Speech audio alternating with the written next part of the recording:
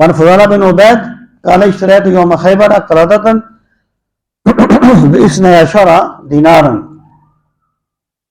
فيها ذهب وخرز ففصلتها فوجدت فيها أكثر من 12 دينار فذكرت ذلك للنبي صلى الله عليه وسلم فقال لا تباع حتى تفصل. حضرت فضالہ بن عبید کہتے ہیں کہ میں نے خیبر کے دن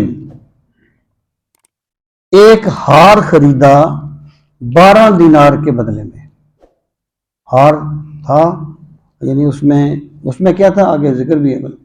فیہا ذہب و خرز، اس میں چاندی بھی تھی، چاندی کے وہ سکے وغیرہ کوئی ایسی چیزیں ہوں گی، اور اس میں یہ منکے وغیرہ بھی تھے اس ہار میں. میں نے وہ خرید لیا 12 درہم کے بدلے میں، 12 دینار کے بدلے میں.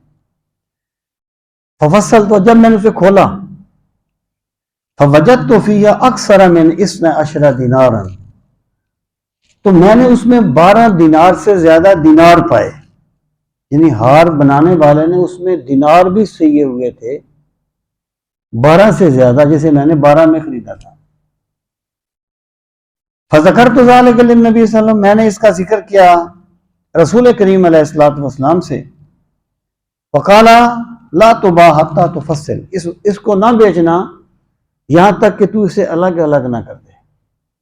یعنی تو نے تو خرید لیا نا اس طریقے سے، پتہ نہیں کس سے خریدا، وہ کدھر گیا، لیکن اب جب تو اسے بیچے گا تو بیچنے والے کو، خریدنے والے کو پتہ ہو کہ اس میں کیا چیز ہے، کیونکہ پھر اس میں مراد یہ ہے ابہام نہیں ہونا چاہیے.